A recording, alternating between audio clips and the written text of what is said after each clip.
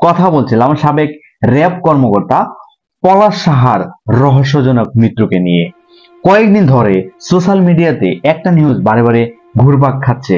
কেউ কেউ বলতেছে যে পলাশ সাহা মৃত্যুর জন্য তার স্ত্রী অবশ্যই দায়ী, আবার কেউ কেউ বলছে যে ওনার মৃত্যুর জন্য দায়ী অবশ্যই তার মা।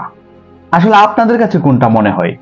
আমি একটু অ্যানালিসিস করে বুঝতে পারলাম যে পলাশ সাহার মা ছিল খুবই স্বার্থপর টাইপের একজন মহিলা। কিরকম যে তার সন্তানকে একমাত্র সেই ভালোবাসবে, আর কেউ ভালোবাসতে পারবে না, এমনকি তার স্ত্রীও না।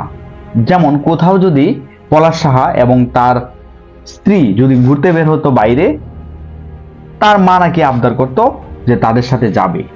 এটা কোনো কথা?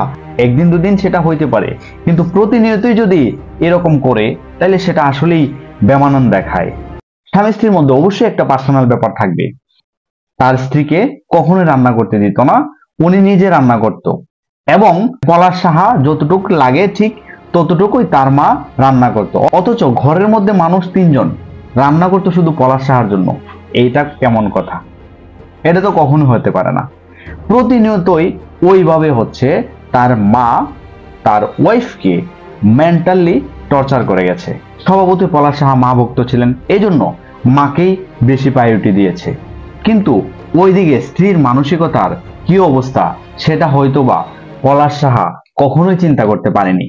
আমার কথা হচ্ছে যে একদিকে মা আর একদিকে হচ্ছে ওয়াইফ, দুইজনকে কিন্তু সমান মর্যাদা দিতে হবে, কাউকে একটু কমও না, কাউকে একটু বেশিও না। কিন্তু পলাশ সাহা মনে হচ্ছে যে একটু তার মাকেই বেশি প্রায়োরিটি দিয়েছিল।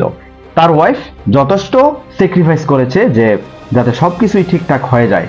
উনি র্যাবের একজন বড় কর্মকর্তা হয়ে কিভাবে আত্মহত্যা করে? আত্মহত্যা একটা মহাপাপ, আমরা সবাই জানি। পরিবারের মধ্যে পারিবারিক সমস্যা ঝামেলা সেটা থাকবেই।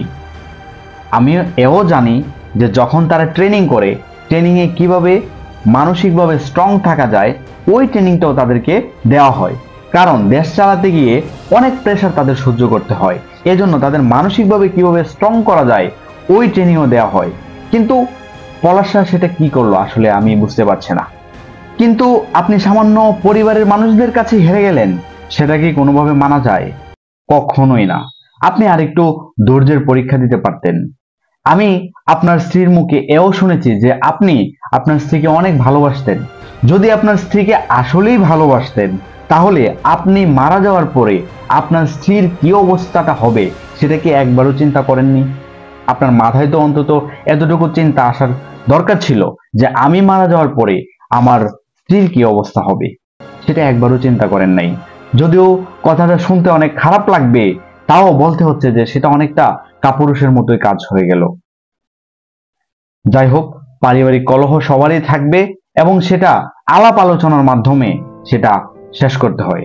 আপনি যেহেতু বুঝতেছিলেন যে আপনার স্ত্রী এবং আপনার মায়ের মধ্যে একটু ঝামেলা হচ্ছে, আপনার তো আরো 2 ভাই ছিল, আপনি পারতেন যে আপনার 2 ভাইয়ের কাছে কিংবা অন্য আলাদা আপনার বাসা থেকে আলাদা আপনার মাকে রাখার জন্য, তাতে করে হচ্ছে দুইজনই খুব ভালো থাকতে পারতেন। এখন আপনি জীবন দিয়ে প্রমাণ করে গেলেন যে আপনি তাদেরকে খুব ভালোবাসেন। কখনোই না। একটা মৃত্যু, একটা সুইসাইড, একটা আত্মহত্যা কখনোই কোনো সমস্যার সমাধান হতে পারে না। যাই হোক, আপনার বিদেহী আত্মার শান্তি কামনা করি। আমি কখনোই কোনো কিছুর সমাধান সুইসাইড বলে মনে করি না।